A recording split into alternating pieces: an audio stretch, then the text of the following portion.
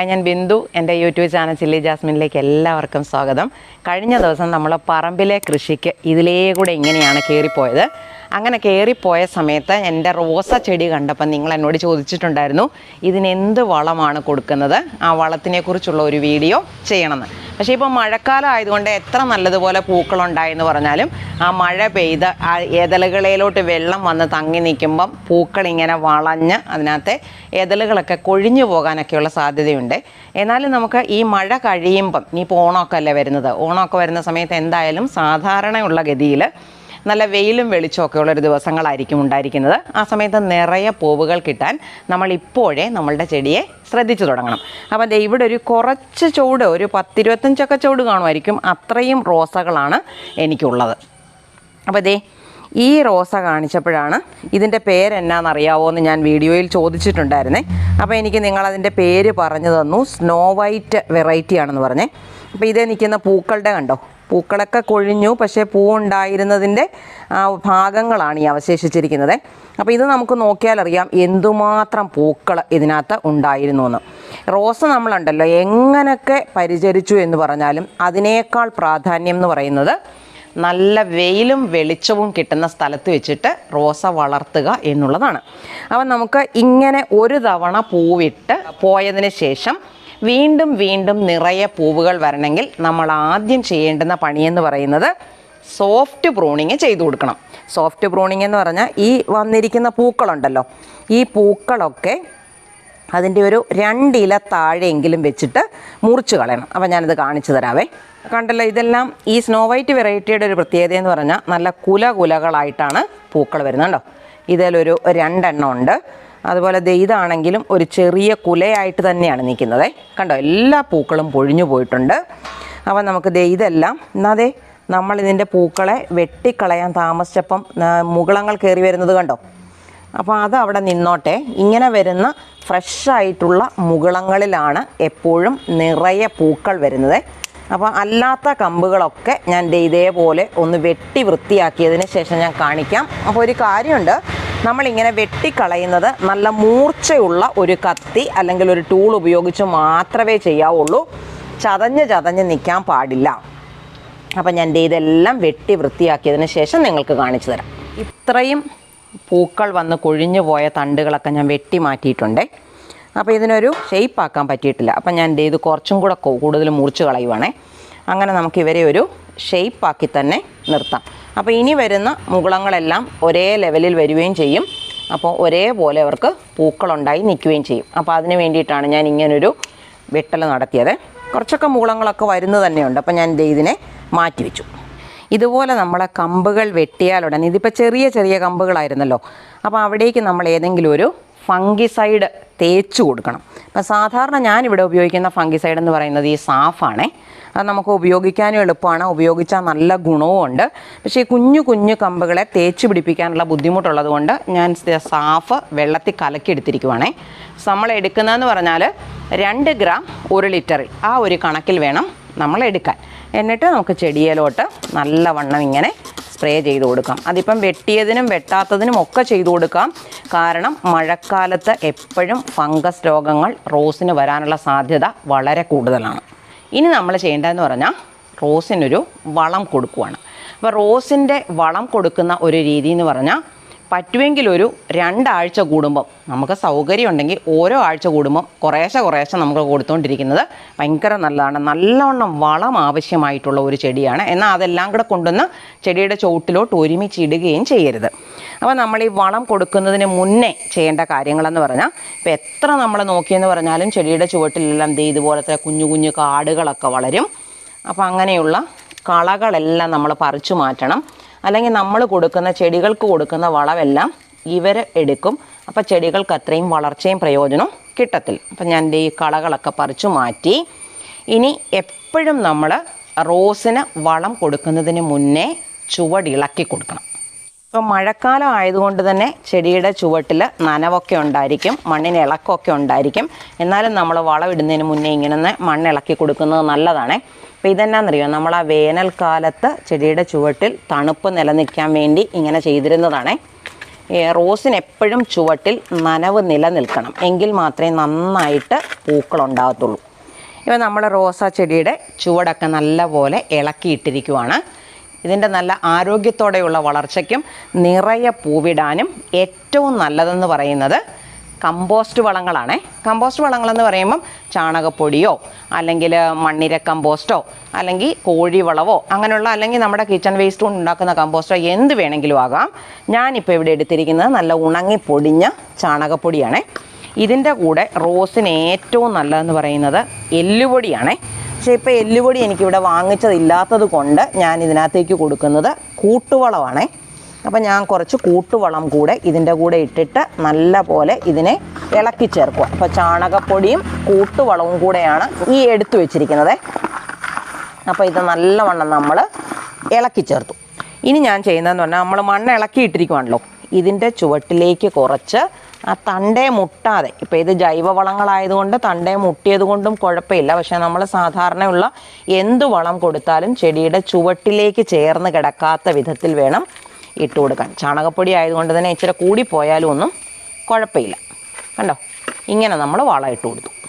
എന്ത് വളം ഇട്ട് കൊടുത്താലും നമ്മൾ അതിൻ്റെ മുകളിലേക്ക് കുറച്ച് മണ്ണിട്ട് കൊടുക്കണം. അപ്പോൾ ഇത് ഞാൻ എടുത്തു വെച്ചിരിക്കുന്ന മണ്ണാണ്, അത് ഞാൻ ഇതിൻ്റെ മുകളിലേക്ക് ഇട്ട് കൊടുക്കുവാണ്. പിന്നെ ശരിക്കും പറഞ്ഞാൽ ഈ വളവും ഇട്ട് മണ്ണും ഇട്ട് കൊടുത്താൽ ഉടനെ നനച്ചു കൊടുക്കേണ്ടതാണ്. പക്ഷേ ഇപ്പം എന്താ ഇവിടെ മഴ തൂളിക്കൊണ്ടിരിക്കുവാണ്. ചിലപ്പോഴാണെങ്കിൽ നമ്മളിപ്പോൾ തന്നെ വീഡിയോ കുറച്ച് നേരത്തേക്കിന് നിർത്തിവെക്കും. അത്തരത്തിലുള്ളൊരു സാഹചര്യമാണ്. അതുകൊണ്ട് ഞാൻ ഇപ്പോഴിതിൻ്റെ മുകളിലേക്ക് വെള്ളം തളിക്കുന്നില്ല. നമ്മളിപ്പം വേനൽക്കാലത്തോ മഴയില്ലാത്ത സമയത്തോ ആണെങ്കിൽ ഇതുപോലെ വളം ചെയ്താലുടനെ അതിൻ്റെ മുകളിലേക്ക് വെള്ളം തളിച്ചു കൊടുക്കണേ. ആ മഴ കണ്ടോ, ഈ സൈസ് മഴ പെയ്യുമ്പോൾ എങ്ങനെ നിന്നിട്ട് വീഡിയോ എടുക്കാനാ? തിമിർത്ത് പെയ്യുക ശരിക്കും പറഞ്ഞാൽ. എന്നാ ഉദ്ദേശത്തിലുള്ള മഴയാണോ?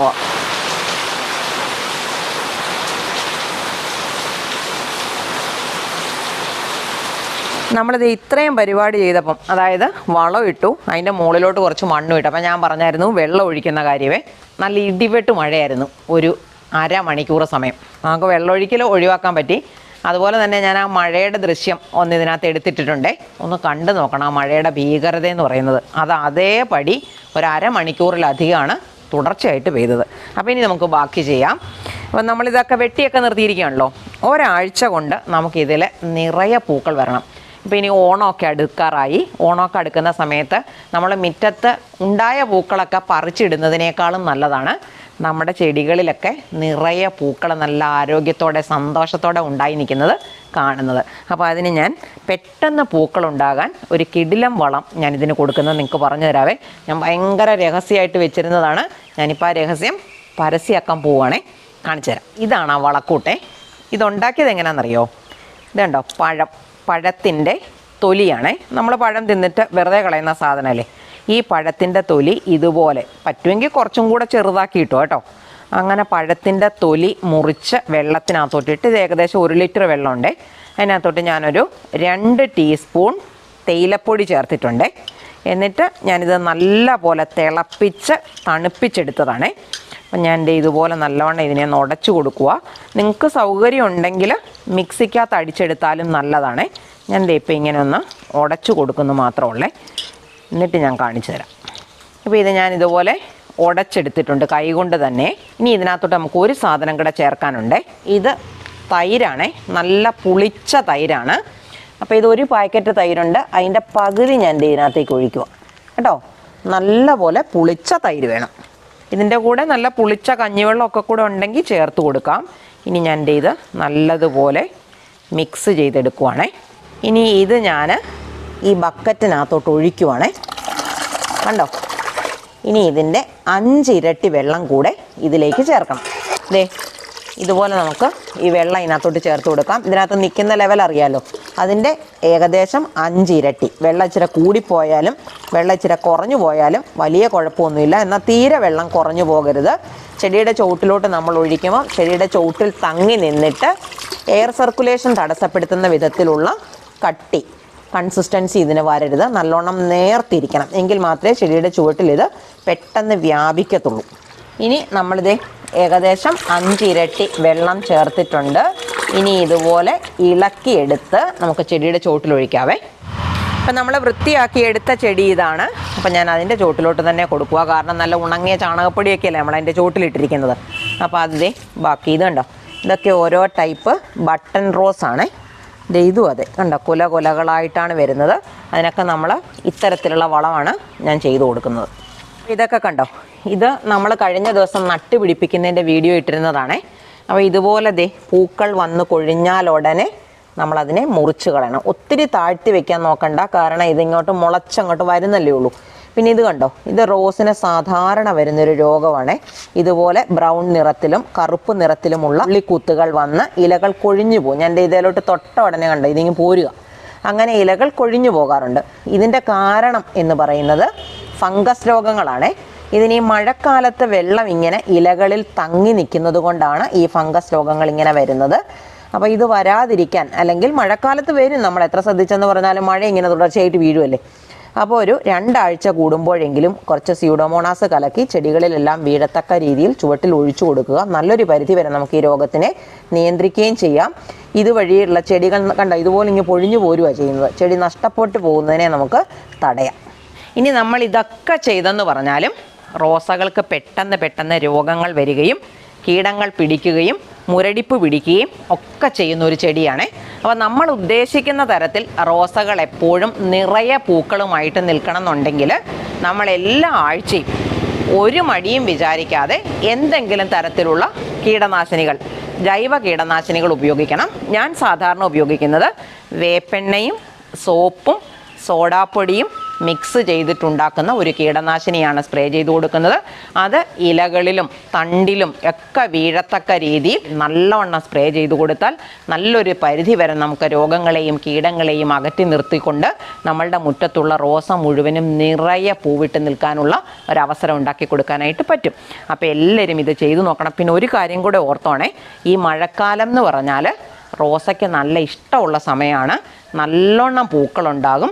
ഇപ്പം നമ്മൾ ഈ വളങ്ങളും കീടനാശിനികളും ചെയ്തു കൊടുത്താൽ അതിൻ്റെ റിസൾട്ട് ഒരു 1-1.5 ആഴ്ചയ്ക്കുള്ളിൽ നമുക്ക് കാണാനായിട്ട് പറ്റും. വീഡിയോ അവസാനിപ്പിക്കുന്നതിന് മുന്നേ ഇവിടെ നിൽക്കുന്ന റോസകളൊക്കെ ഞാനൊന്ന് കാണിച്ചു തരാം. ഇതെല്ലാം മഴ പെയ്തതുകൊണ്ടാണ് ഇങ്ങനെ കുനിഞ്ഞ് നിൽക്കുന്നത് കണ്ടോ. അപ്പോൾ ഇതൊക്കെ നമുക്ക് ഇനി വെട്ടിക്കളയാം. ഇങ്ങനെ നിന്ന് കഴിഞ്ഞാൽ കാര്യമില്ല. അപ്പം നമുക്കൊരു 3-4 ഇലയുടെ ചുവട്ടിൽ വെച്ചിട്ട് മുറിച്ച് കളയുവാണെങ്കിൽ പെട്ടെന്ന് തന്നെ ഇത് കണ്ടോ ഇതുപോലെ തളിരിലകൾ വന്നിട്ട് പെട്ടെന്ന് പൂക്കളായിക്കോളും. ഇത് നമ്മുടെ ബട്ടൺ റോസ് ആണ്. ഇത് നല്ല റെഡ് കളറിലുള്ളതാണ്. ഇത് കഴിഞ്ഞ ദിവസം ഞാൻ വീഡിയോ കാണിച്ചപ്പം എല്ലാവരും പറഞ്ഞിട്ടുണ്ടായിരുന്നു ഇതിൻ്റെ പൂക്കളാണ് അവർക്ക് ഏറ്റവും ഇഷ്ടപ്പെട്ടത് എന്ന് പറയുന്നുണ്ടായിരുന്നു. ഇതും അതുപോലൊരു വേറൊരു ടൈപ്പ് ബട്ടൺ റോസ് ആണ്. ഇത് നമ്മുടെ ഓർക്കിഡ് റോസ് ആണ്, ഉണ്ടായി തുടങ്ങുന്നതേ ഉള്ളൂ. ഇത് രണ്ടും അതെ. അതുപോലെ ഇതിപ്പോൾ പൂക്കളില്ലാണ്ട് മൊട്ടി ഇങ്ങനെ വന്നിരിക്കുക, നമ്മൾ പുതിയതായിട്ട് നട്ട് പിടിപ്പിച്ചതേ ഉള്ളൂ കേട്ടോ. ഇത് ഒരു വെള്ള റോസയാണ്, നല്ല റോസ തന്നെയാണ്. ഇത് കാശ്മീരി റോസയാണ്. പൂക്കളൊക്കെ കൊഴിഞ്ഞത് ഇതൊരെണ്ണമേ ഉള്ളൂ. ഇതൊരെണ്ണം ഇവിടെ വിരിഞ്ഞ് നിന്നാൽ മതി, നമ്മൾ വാതിൽ തുറന്നിറങ്ങുമ്പോൾ തന്നെ ഇതിൻ്റെ മണം വരും. അത്രയ്ക്ക് നല്ല മണമുള്ള ചെടിയാണിത്. പിന്നെ ഇത് കണ്ടോ, ഇത് വേറൊരു ടൈപ്പ്, ഒറ്റ ഇതളേ ഉള്ളൂ, ഇങ്ങനെ നിറഞ്ഞ് വിരിഞ്ഞ് നിൽക്കും കണ്ടോ. ഇതൊരിനം ബട്ടൺ റോസാണേ, നിറയെ ഉണ്ടാവും. ഇത് ബട്ടൺ റോസിൻ്റെ ഒരു പ്രത്യേകത അതാണ്. ഇത് രണ്ടും കണ്ടോ, ഇത് കടയിൽ നിൽക്കുന്ന കാണുമ്പം നല്ല ഇഷ്ടം വന്നിട്ട് 2 പ്രാവശ്യമായിട്ട് മേടിച്ചതാണ്. പക്ഷേ രണ്ടും ഇത് ഒന്നാണ് കണ്ടോ. പിന്നെ സാരമില്ല, നിറയെ പൂക്കളുണ്ടായി കഴിഞ്ഞാൽ ഇതും കണ്ടോ, ഇതും പെട്ടെന്ന് ഇഷ്ടം പോലെ ഉണ്ടാകും, പെട്ടെന്ന് കൊഴിഞ്ഞു പോകും. ഇതിൻ്റെ ഇതളുകൾ നിറയെ പൂക്കളുണ്ടാകും കണ്ടോ. ഈ ഉണ്ടായ കമ്പുകളൊക്കെ ഞാൻ മുറിച്ച് നിർത്തിയിരിക്കുന്നതാണേ. പിന്നെ ഇതൊരു മഞ്ഞ, ഇതൊരു വിരിയാനാകുന്ന റോസ. ഇന്നത്തെ വീഡിയോ എല്ലാവർക്കും ഇഷ്ടമായില്ലേ? റോസകളുണ്ടെങ്കിൽ എല്ലാവരും മറക്കാതെ ഇതൊന്ന് ചെയ്തു നോക്കണം. എന്നിട്ട് നിങ്ങളുടെ അഭിപ്രായം എനിക്ക് കമൻ്റായിട്ട് എഴുതി അറിയിക്കാനും മറന്നു പോകരുത്. ഇതേപോലെ ഉപകാരപ്രദമായ മറ്റൊരു വീഡിയോയുമായി നമുക്ക് അടുത്ത ദിവസം വീണ്ടും കാണാം.